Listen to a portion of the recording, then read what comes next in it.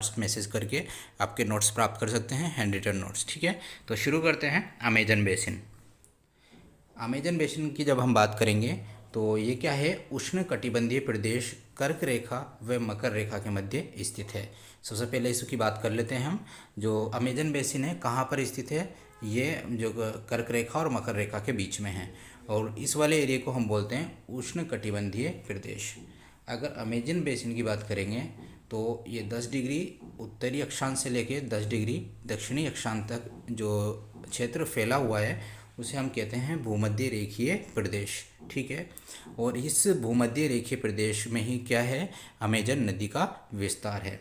और अमेजन नदी की जो सहायक नदियां हैं वो जो है मिलकर इसका पूरा क्या बनाते हैं, एक बेसिन बनाते हैं। अगर हम बात करें मुहाने की, तो जिस स्थान पर कोई नदी किसी अन्य जलराशि में मिलती है तो उसे हम मुहाना कहते हैं। अब अमेजन बेसिन के बारे में बात करते हैं। अमेजन बेसिन क्या है, कहाँ कहाँ फैला हुआ है और किस किस प्रकार की यहाँ पर जनजातियाँ रहती हैं, उनकी सब के बारे में बात करेंगे।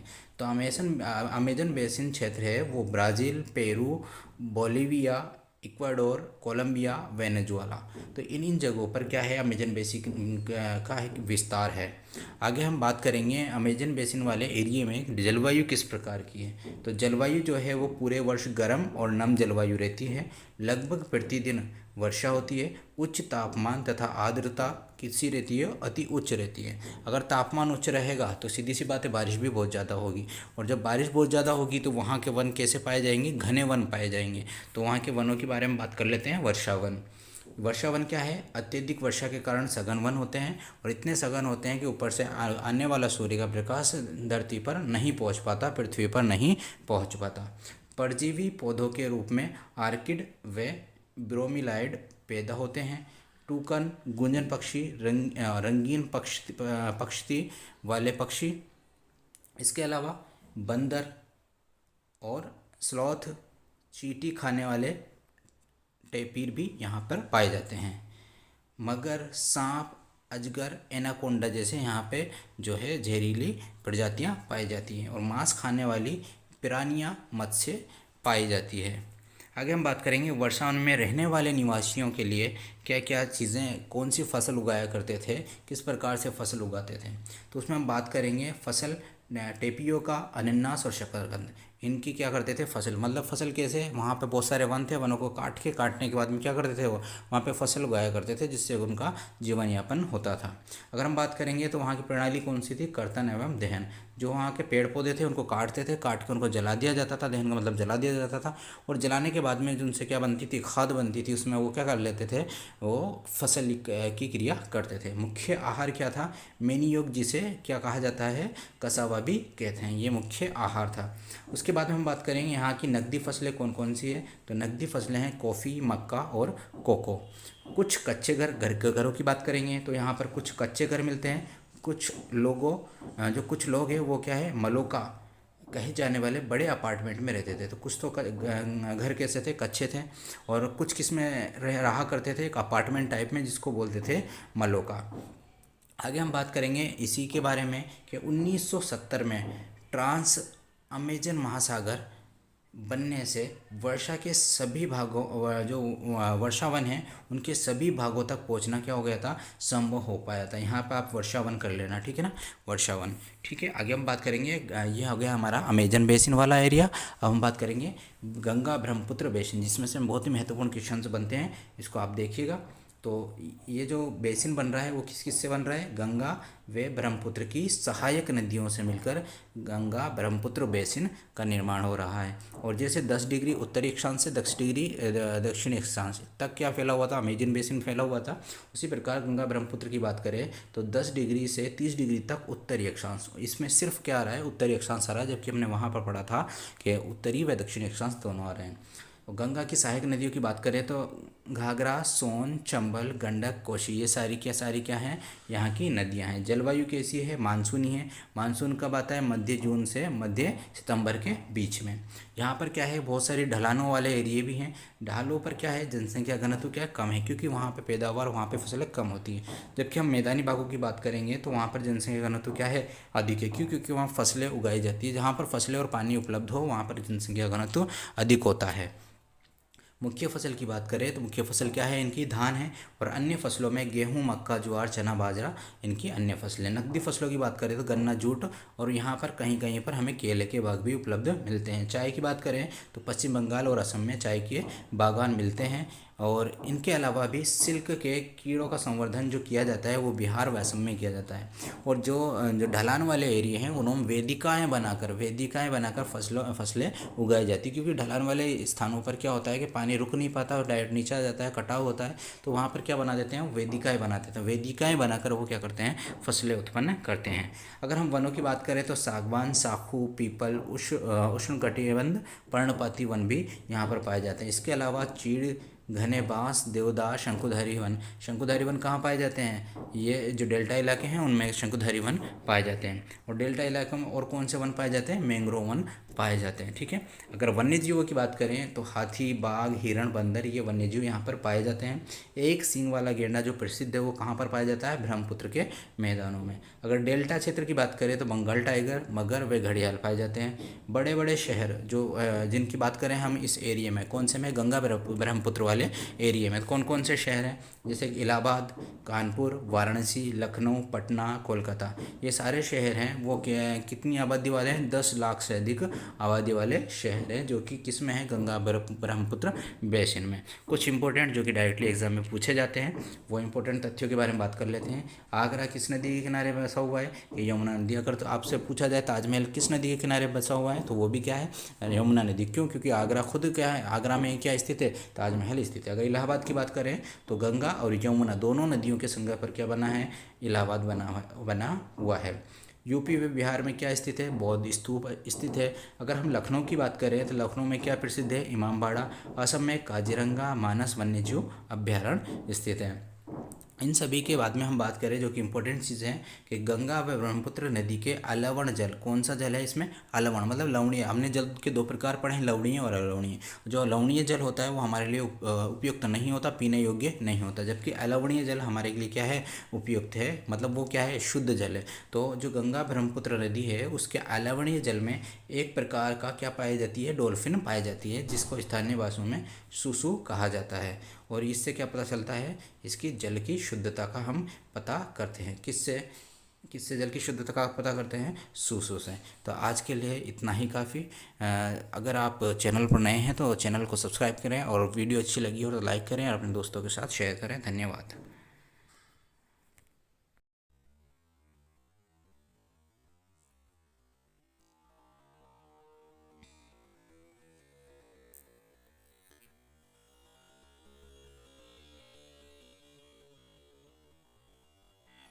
Welcome to our platform.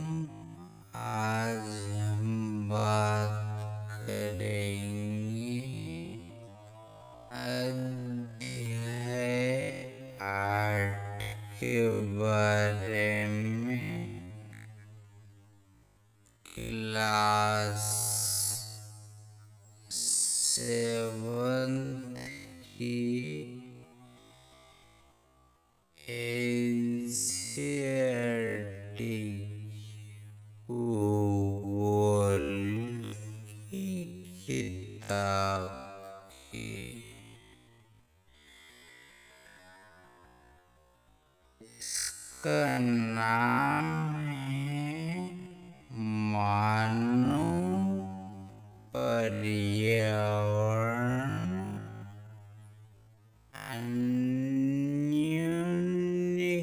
क्रिया उष्णकटिबंधीय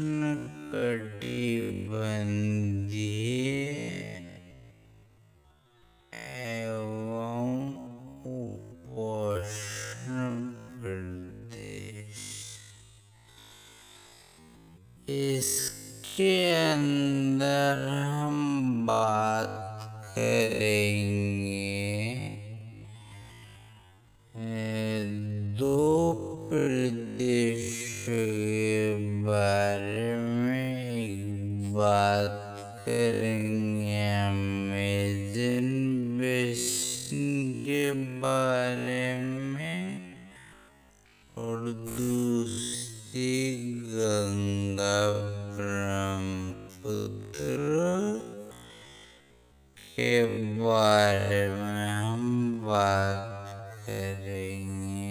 यदि आप नोट्स अभी तक प्राप्त नहीं हुए हैं तो स्क्रीन पर दिए हुए नंबर पर आप व्हाट्सएप मैसेज करके आपके नोट्स प्राप्त कर सकते हैं, हैंड रिटन नोट्स। ठीक है, तो शुरू करते हैं अमेज़न बेसिन।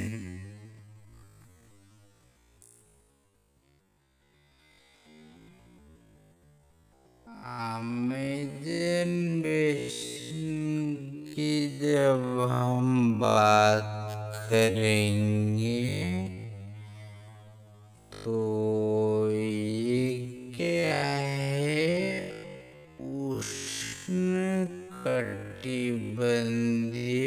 प्रदेश कर्क रेखा व मकर रेखा के मध्य स्थित है। सबसे पहले इसकी बात कर लेते हैं हम, जो अमेज़न बेसिन कहाँ पर स्थित है। ये जो कर्क रेखा और मकर रेखा के बीच में है और इस वाले एरिया को हम बोलते हैं उष्णकटिबंधीय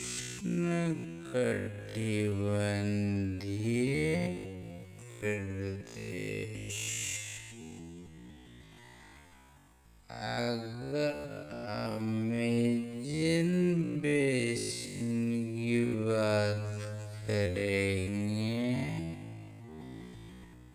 तो ये 10 डिग्री उत्तरी अक्षांश से लेके 10 डिग्री दक्षिणी अक्षांश तक जो क्षेत्र फैला हुआ है उसे हम कहते हैं भूमध्य रेखीय प्रदेश। ठीक है, और इस भूमध्य रेखीय प्रदेश में ही क्या है, अमेज़न नदी का विस्तार है। और अमेज़न नदी की जो सहायक नदियाँ हैं वो जो है मिलकर इसका पूरा क्या बनाते हैं, एक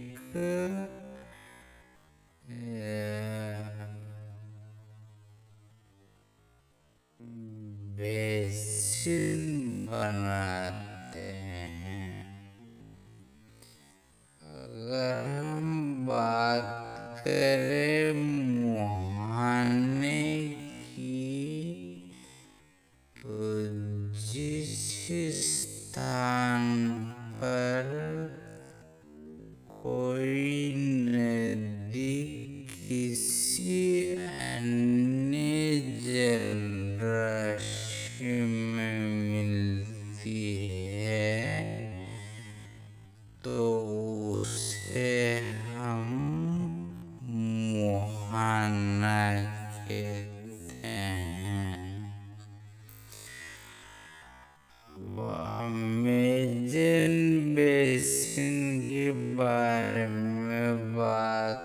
करते हैं। अमेज़न बेसिन क्या है, कहाँ फैला हुआ है, किस प्रकार की यहाँ पर जनजातियाँ रहती हैं, उनकी सबके बारे में बात करेंगे। तो अमेज़न बेसिन क्षेत्र है वो ब्राज़ील, पेरू, बोलिविया,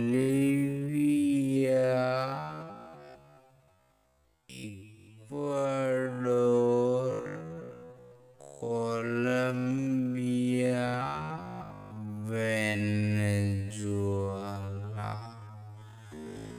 तो इन जगहों पर क्या है, अमेज़न बेसिन का विस्तार है। आगे हम बात करेंगे अमेज़न बेसिन वाले एरिया में जलवायु किस प्रकार की है। तो जलवायु जो है वो पूरे वर्ष गर्म और नम जलवायु रहती है। लगभग प्रतिदिन वर्षा होती है। उच्च तापमान तथा आर्द्रता किसी रहती है, अति उच्च रहती है। अगर तापमान उच्च रहेगा तो सीधी सी बात है, बारिश भी बहुत ज़्यादा होगी। और जब बारिश बहुत ज़्यादा होगी तो वहाँ के वन कैसे पाए जाएंगे, घने वन पाए जाएंगे। तो वहाँ के वनों के बारे में बात कर लेते हैं। वर्षावन। वर्षावन क्या है, अत्यधिक वर्षा के कारण सघन वन होते हैं और इतने सघन होते हैं कि ऊपर से आने वाला सूर्य का प्रकाश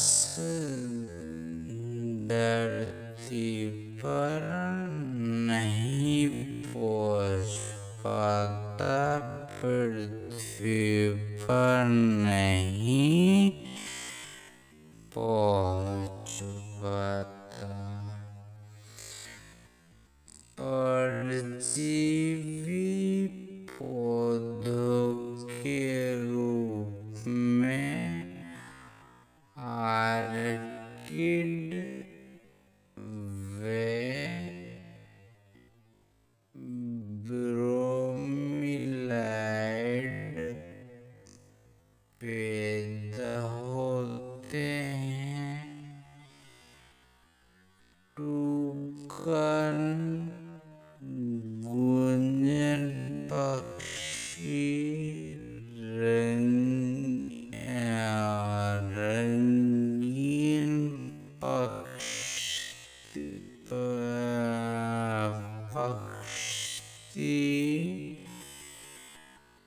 वाले पक्षी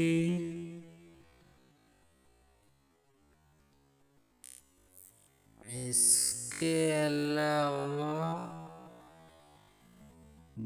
बंदर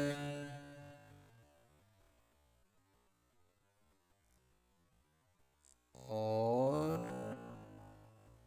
स्लॉथ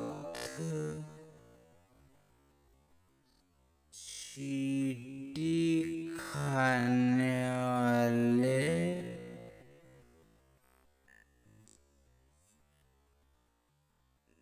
टेपीर भी यहाँ पर पाए जाते हैं।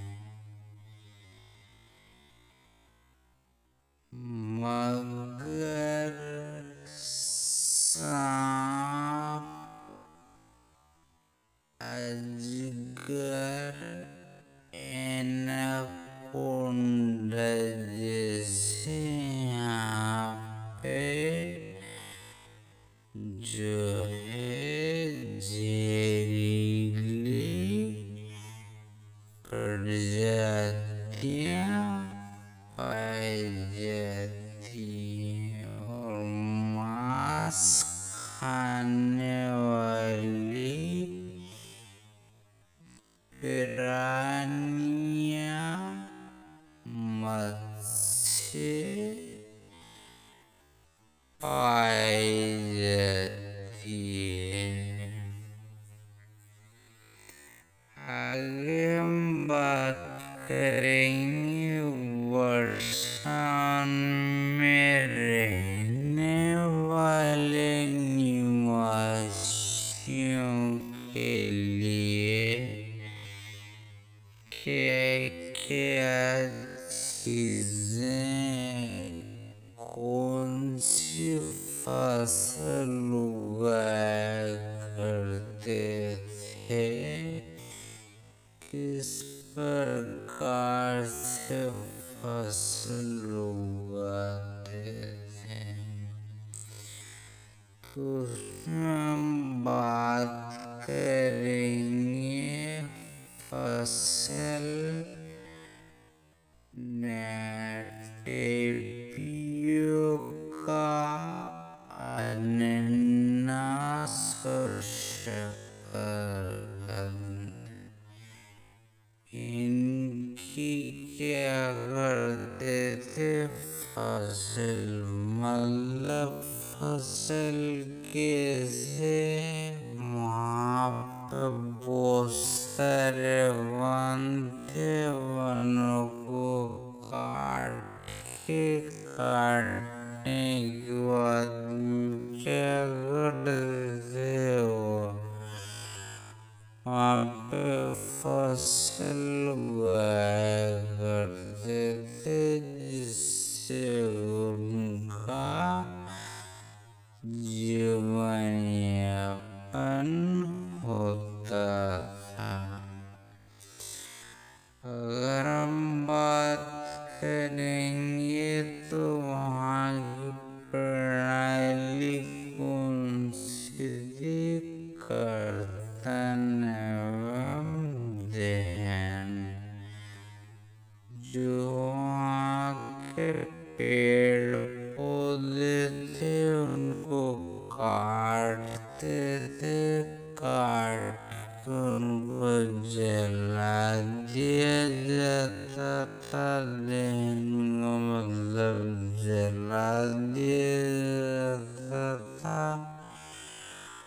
और जलाने के बाद में जिनसे क्या बनती थी, खाद बनती थी, उसमें वो क्या कर लेते थे,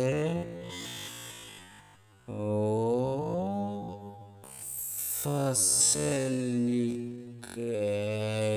की क्रिया करते थे। मुख्य आहार क्या था? मेन्यूब, जिसे क्या कहा जाता है?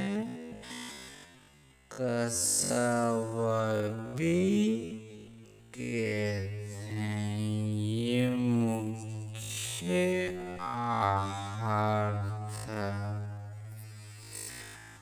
उसके बाद हम बात करेंगे यहाँ की नकदी फसलें कौन कौन सी है। तो नकदी फसलें कॉफी, मक्का और कोको। कुछ कच्चे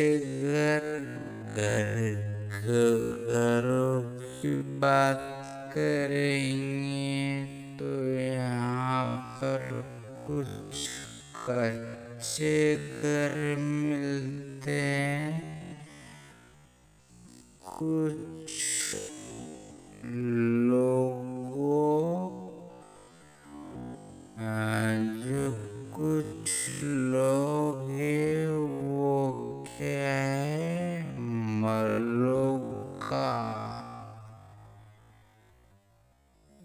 कहे जाने वाले बड़े अपार्टमेंट में रहते थे। तो कुछ तो घर कैसे थे? कच्चे थे। और कुछ किसमें रहा करते थे? अपार्टमेंट टाइप में, जिसको बोलते थे मरलोका।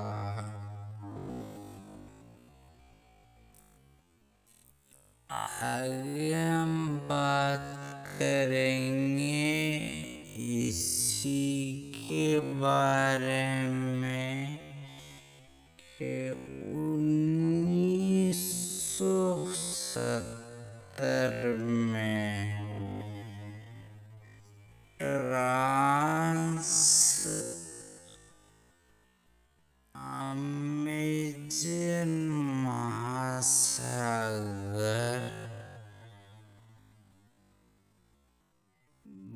बनने से वर्षा के सभी भागों जो वर्षावन है उनके सभी भागों तक पहुँचना क्या हो गया था? संभव हो पाया था। यहाँ पर वर्षावन कर लेना, ठीक है ना? वर्षावन, ठीक है। आगे हम बात करेंगे। ये हो गया हमारा अमेज़न बेसिन वाला एरिया। हम बात करेंगे गंगा ब्रह्मपुत्र बेसिन, जिसमें से बहुत महत्वपूर्ण क्वेश्चंस बनते हैं। इसको आप देखिएगा। तो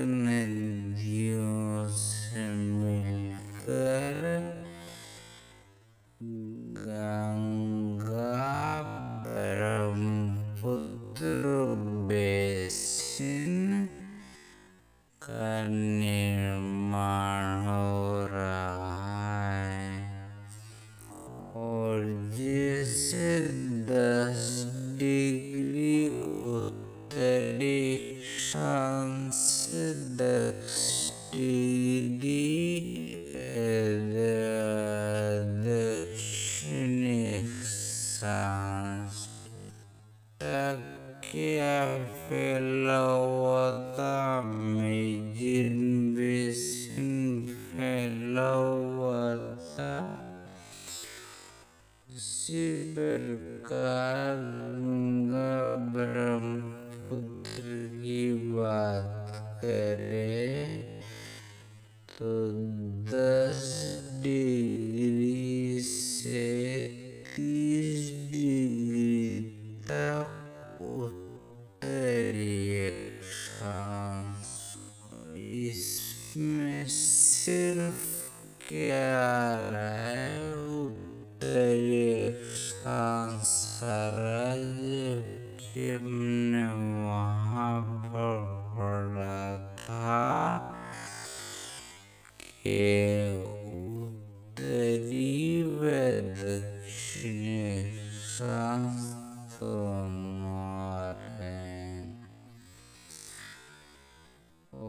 गंगा की सहायक नदियों की बात करें तो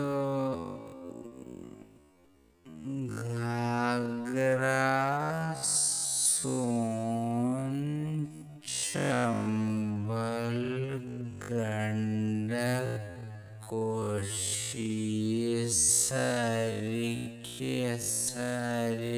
क्या हैं, यहाँ की नदियाँ हैं।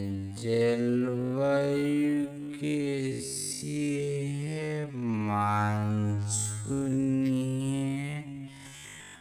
मानसून कब आता है, मध्य जून से मध्य सितंबर के बीच में।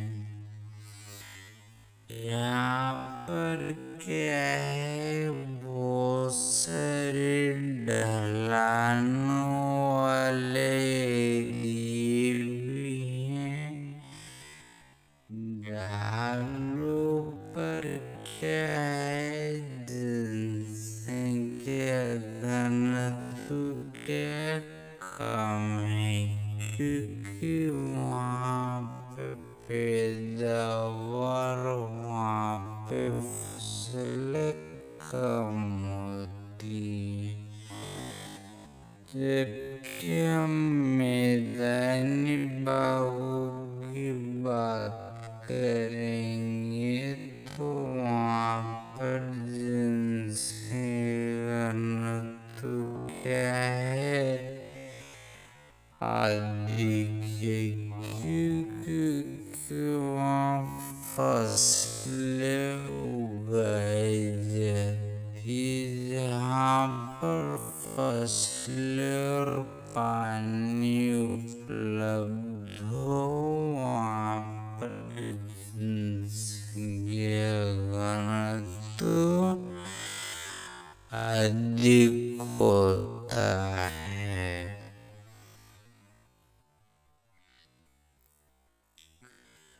मुख्य फसल की बात करें तो मुख्य फसल क्या है, इनकी धान है और अन्य फसलों में गेहूँ, मक्का, ज्वार, चना, बाजरा। इनकी अन्य फसलें। नकदी फसलों की बात करें तो गन्ना, जूट और यहाँ पर कहीं पर हमें केले के बाग भी उपलब्ध मिलते हैं।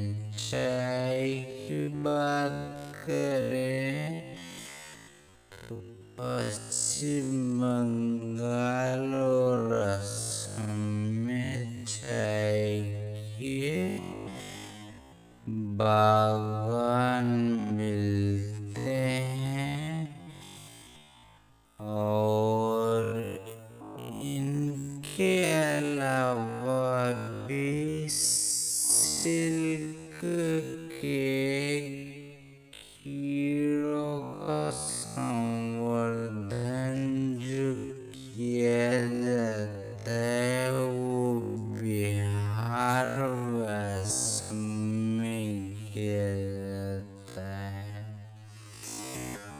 और जो ढलान वाले एरिया हैं उन्होंने वेदिकाएं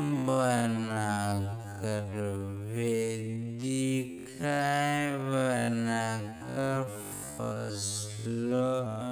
फसलें उगाई जाती क्योंकि ढलान वाले स्थानों पर क्या होता है कि पानी रुक नहीं पाता और नीचे जाता है, कटाव होता है।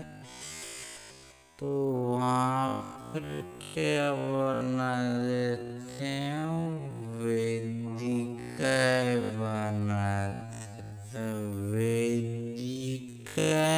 बनाकर वो क्या करते हैं, फसलें उत्पन्न करते हैं। अगर हम वनों की बात करें तो सागवान, साखू, पीपल,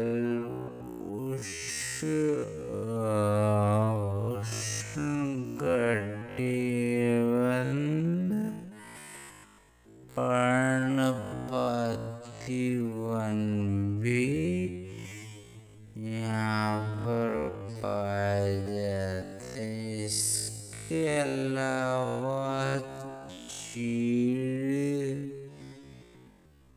घने बांस, देवदार, शंकुधरी वन कहाँ पाए जाते हैं, ये जो डेल्टा इलाके हैं उनमें शंकुधरी वन पाए जाते हैं। और डेल्टा इलाकों और कौन से वन पाए जाते हैं, मैंग्रोव वन पाए जाते हैं। ठीक है, अगर वन्य जीवों की बात करें तो हाथी, बाघ, हिरण, बंदर ये वन्यजीव यहाँ पर पाए जाते हैं। एक सींग वाला गेंडा जो प्रसिद्ध वो कहाँ पर पाया जाता है, ब्रह्मपुत्र के मैदानों में। अगर डेल्टा क्षेत्र की बात करें तो बंगाल टाइगर, मगर व घड़ियाल पाए जाते हैं। बड़े बड़े शहर जो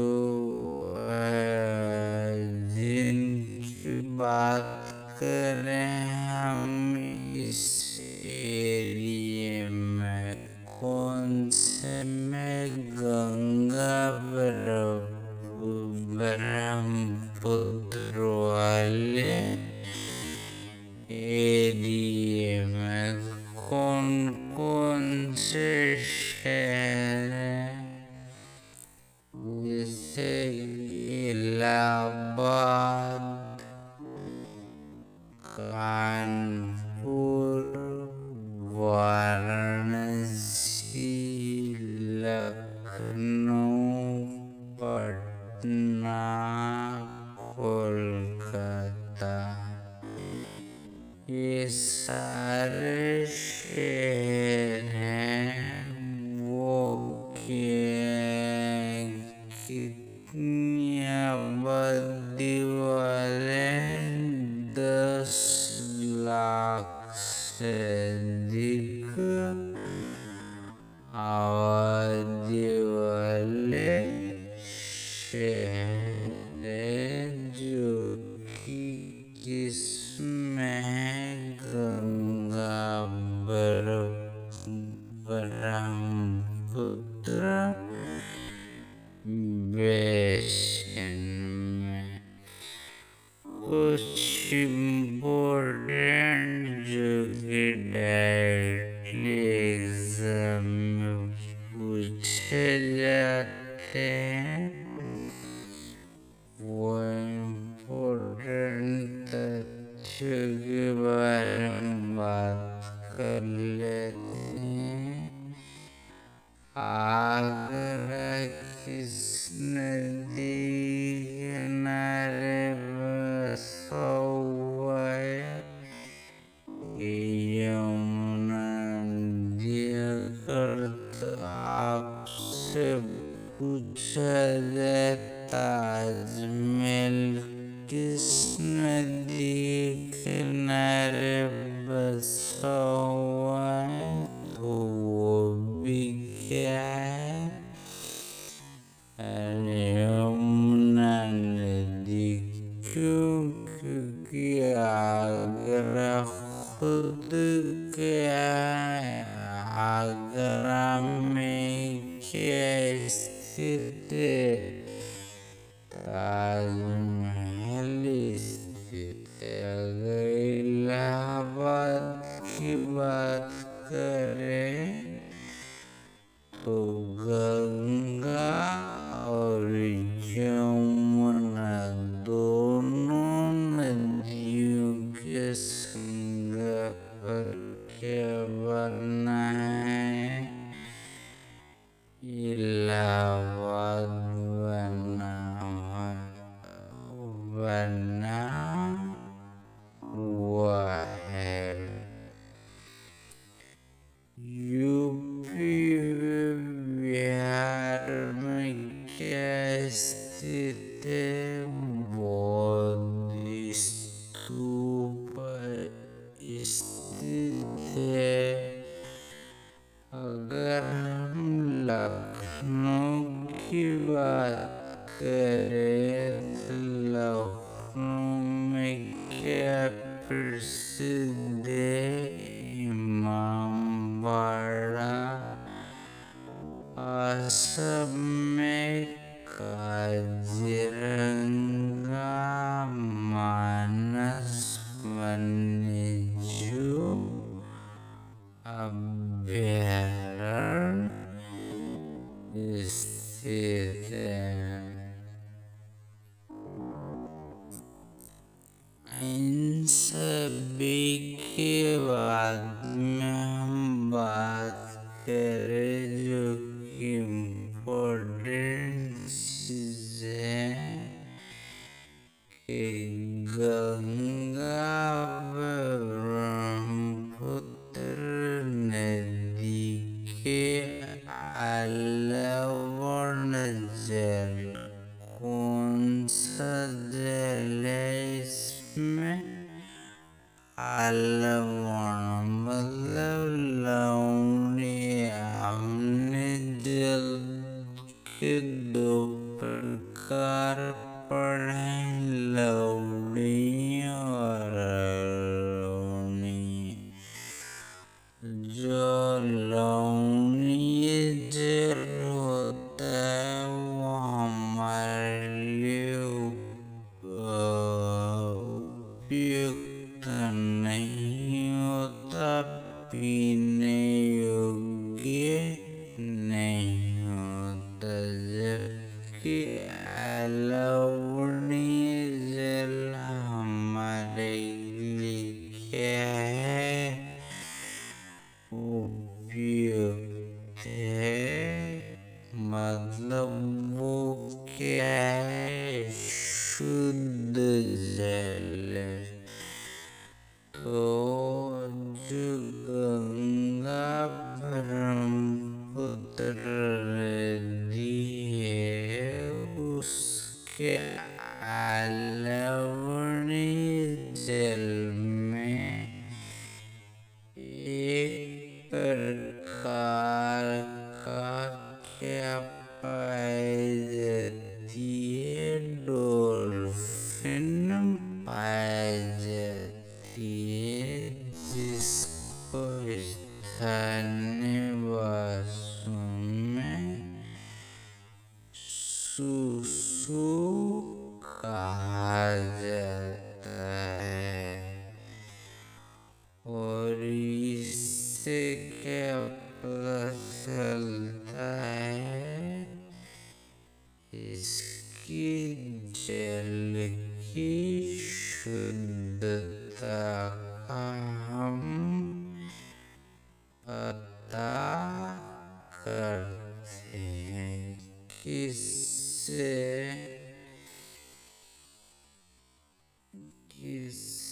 जल की शुद्धता का पता करते हैं, सुसु से। तो आज के लिए इतना ही काफी। अगर आप चैनल पर नए हैं तो चैनल को सब्सक्राइब करें, और वीडियो अच्छी लगी हो तो लाइक करें, अपने दोस्तों के साथ शेयर